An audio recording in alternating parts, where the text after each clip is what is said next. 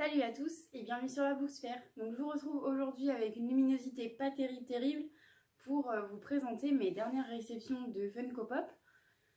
Tout a été commandé sur Popcultcha, c'est que des précommandes en fait que j'ai effectuées au mois de...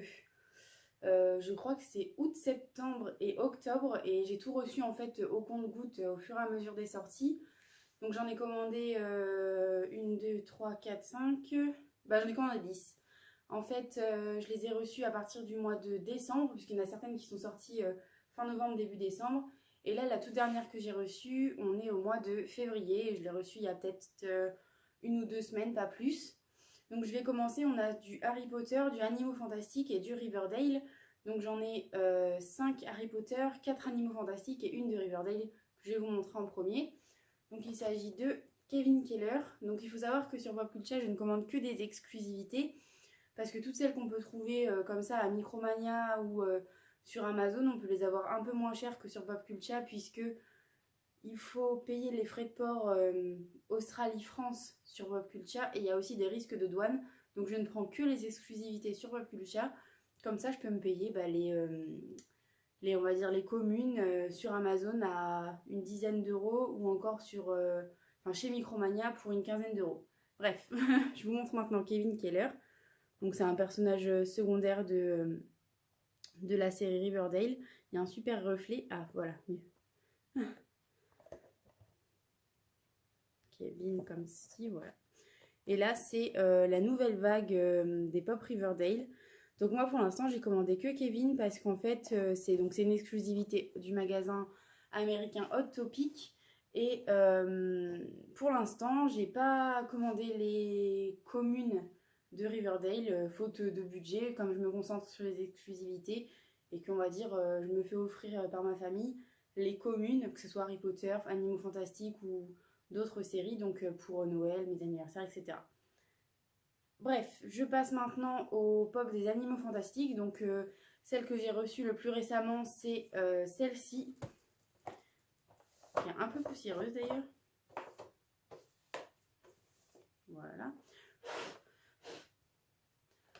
Donc il s'agit de ce petit oiseau, je ne prononcerai pas le nom parce que je pense que j'ai mal le dire, donc je préfère pas. Donc voilà, c'est numéro 26 et elle est floquée. C'est ma première pop floquée et honnêtement, je trouve pas ça terrible. C'est pas mon grand délire, j'avoue que là je l'ai prise parce que je fais le full set Harry Potter, Animaux Fantastiques. Enfin de toute façon je fais les full sets de toutes les séries de pop que je commence.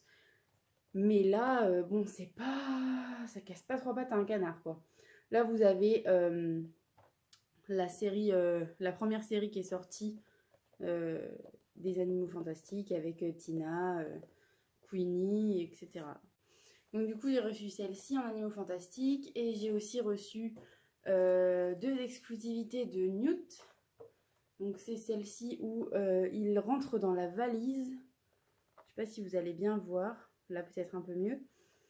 Donc je sais plus à quel magasin elle est exclusive cette pop là, mais je sais que pendant un temps on pouvait la trouver chez Kingsway il me semble, à moins que je dise des bêtises. Donc là vous verrez mieux, voilà, en train de rentrer dans la valise. Donc vous pouvez la retrouver en France chez Kingsway il me semble, après peut-être que je me trompe, c'est fortement possible. En tout cas, je ne me suis pas arrêtée là pour les Animaux Fantastiques. Comme je vous disais, j'en ai commandé 4 en tout. Donc j'ai reçu le petit Matagot, je ne sais pas si c'est vraiment comme ça que ça se dit, mais on s'y risque, qui est lui Glow in the Dark. Et en fait, il était en précommande au moment de la New York Comic Con. C'est pas terrible hein, cette luminosité, mais comme je ne déboxe pas, vous pourrez que vous contenter de ça. Désolée. Bref, il était en précommande pour la New York Comic Con et en fait, j'avais oublié de le précommander avec Newt et je sais plus quels autres j'avais commandé au même moment. Du coup, je l'ai commandé à ce moment-là et puis je l'ai reçu un peu après. Enfin, je l'ai reçu, je crois, pendant les vacances de décembre, les vacances de Noël. En même temps que j'ai reçu les 2 Newt, puisque, comme vous pouvez le constater, j'en ai acheté 2. Donc le 23 et le 27, où il tient une carte postale, voilà, avec sa baguette. Donc, franchement, ils ont fait beaucoup de pop animaux fantastiques pour la nouvelle sortie du film.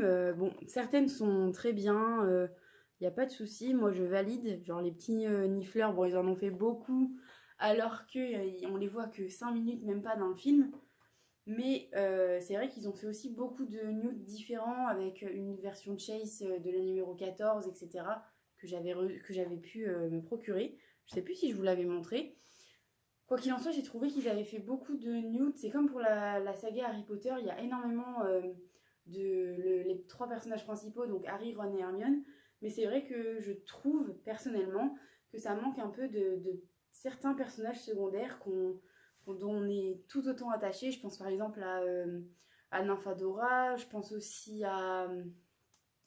merde, à tous les enfants de la famille Weasley. Enfin voilà, je pense qu'on est tous un peu les Potterheads attachés à ces personnages-là. Et c'est vrai qu'on ne les a pas vraiment représentés à part Ginny. Parce que bon, elle fait un peu partie des personnages principaux puisqu'elle sort avec Harry. Enfin bref, voilà, je trouve ça dommage. Après, là, comme on est au mois de février, le 14, il me semble, le 14 mars prochain, il y a la Emerald City Comic Con. Donc c'est encore une convention où certaines pop exclusives vont sortir, et dont un pack Harry Potter. Je vous mettrai, soit j'y arrive et je vous fais popper la photo quelque part, soit je la mets en barre d'infos. En tout cas, bon, bah, vous savez d'avance que je vais la commander et que je vais vous la présenter dans une prochaine ouverture sûrement. Donc en gros, c'est comment c'est déjà? Non, pas le trio parce qu'ils c'est pas eux, c'est Fred et George Weasley, il me semble, où j'ai un petit doute, en tenue de... Je vais y arriver, hein, ça va venir. Pour... mince, la Coupe du Monde de Quidditch, merci. J'y arrive. Donc en gros, voilà, c'est un tripack avec donc Fred et George et je ne sais pas qui, mais j'ai un petit doute. C'est soit Ginny, soit Ron, je ne sais plus, il faut vraiment que je regarde. Mais ça m'étonnerait que ce soit Ron, puisque lui, il est pour les Bulgares. Donc c'est c'est Ginny. Alors, oui. Donc je pense que c'est George, Fred et Ginny habillés en supporters de l'Irlande pour la Coupe du Monde de Quidditch. On a réussi. Compliqué les explications aujourd'hui. Bref, je vais commander ce pack-là. Je verrai s'il y a d'autres sorties Harry Potter, Riverdale, enfin certains Disney que je fais, etc. Et de toute façon, vous aurez une vidéo avec les pop que j'aurai reçus à l'issue de cette convention. Je m'arrête là pour cette petite parenthèse et je passe tout de suite au pop Harry Potter que j'ai reçu. Et on commence avec du pas trop mal quand même si le plastique est un peu abîmé à cause du transport chez Bob Cultia. Nous avons Gilderoy Lockhart que j'ai eu à Noël donc en version comme ceci là. Et là, j'ai la version avec le costume bleu que j'aime beaucoup.